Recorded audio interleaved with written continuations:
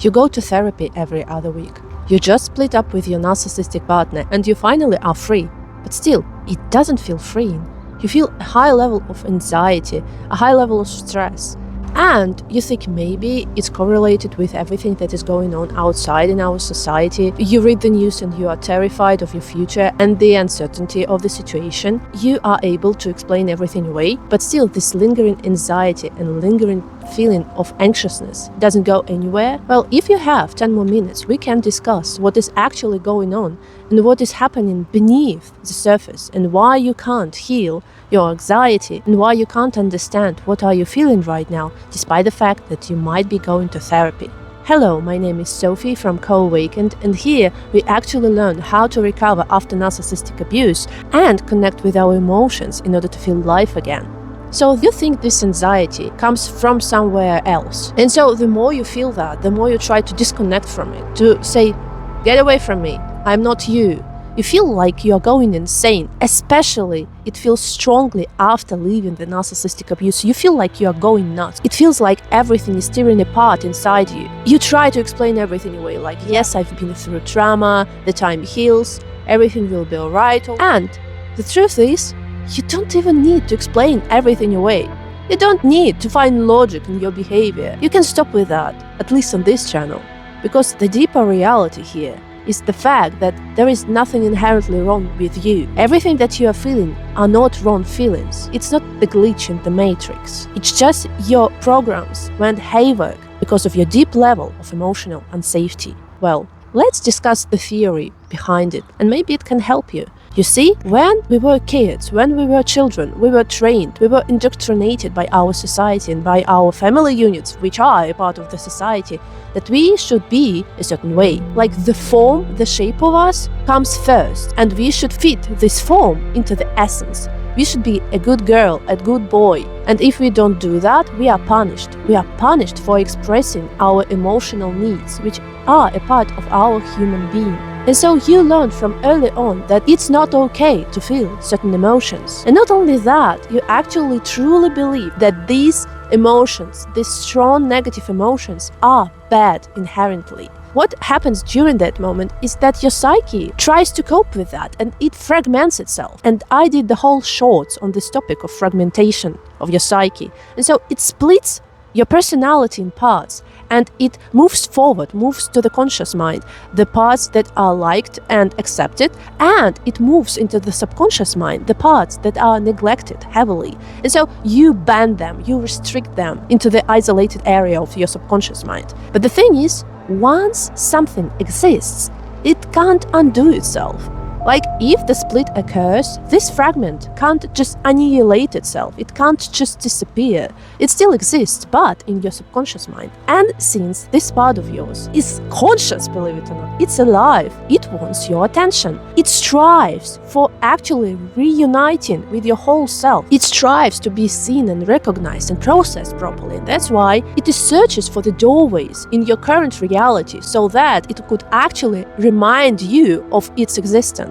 Whenever you read the news and you feel this high level of anxiety and you are not stressing out because of the actual reality of the news, but rather you are stressing out because there is this high level of anxiety that you still carry from your childhood, and this anxiety uses the door of your current reality just to remind you of its existence. It says, please, I'm here, yes, I'm now hiding beneath the cover of this newsletter, but still, actually, it's much deeper than that. Please rediscover me, reunite me. So that's why whenever you feel the strong feeling, we now call it trigger, even if it's something like simple unrestlessness and anxiety without any particular cause, the best thing to do in this moment is to actually go deeper into this feeling. In the previous video that I did, that I will link somewhere here, I actually did this exercise where we practiced conscious presence with our emotion and living through our emotions. But if we take this practice of consciously being present with our emotions and letting it unfold however it wants, we actually can get the information that the emotion carries. You should understand one thing: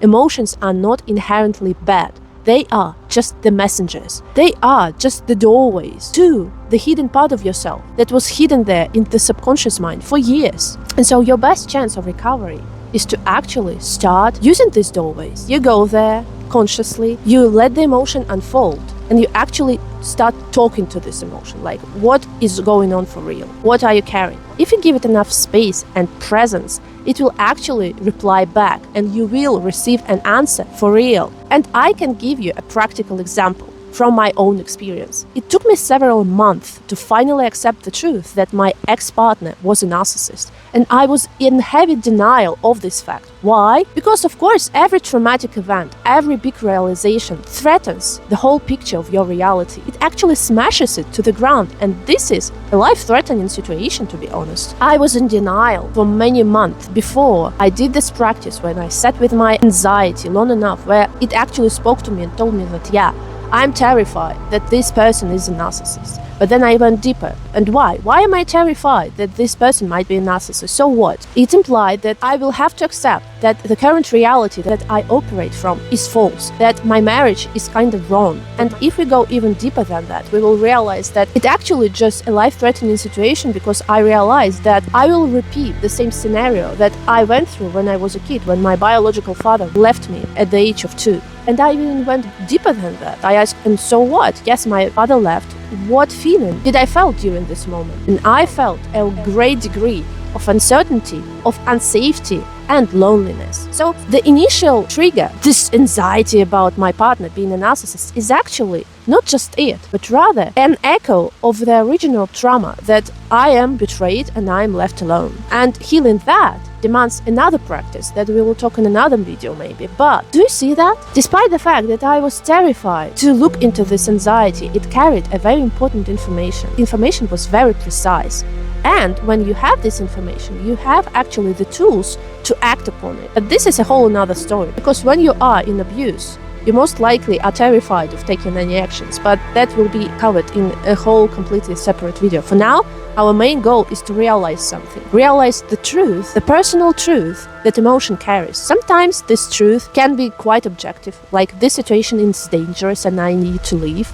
Or it can be very subjective. But the main thing is that it's valid anyways. It's still an information you can work with. The main focus here is not to be terrified, to be delving deep into your subconscious mind. And it's not scary, believe me. You can check out this exercise once again. You will have a taste of that negative emotions won't destroy you. They are not your enemies. They are just carriers of information. You will stay the same person, the same John, the same Mary, the same Thomas, if you will experience something very negative and will go very deep inside it. So my only hope that from this video you will actually feel the fact that emotions are not threatening, that we have a full right to dwell deep into them, and they will not destroy us. They will question our current reality, yes, but this is not a threat inherently. This is a way of improving your life, because living an anxious life is not living a happy life. Let's be honest. What we are striving, especially after the abuse, is to actually be able to live life properly and live life happily.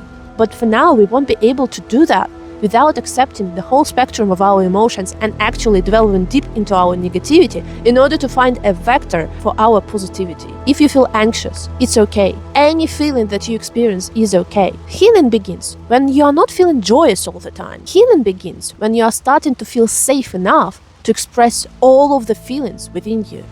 This is the space where you are always welcomed to experience any kind of emotions. I'm posting my videos on Thursdays and Sundays, so if you're feeling like you need a company to understand your emotions and you have some time, on Thursdays and Sundays, I'll be waiting for you on this channel. And for now, don't be afraid of your emotions. They are okay.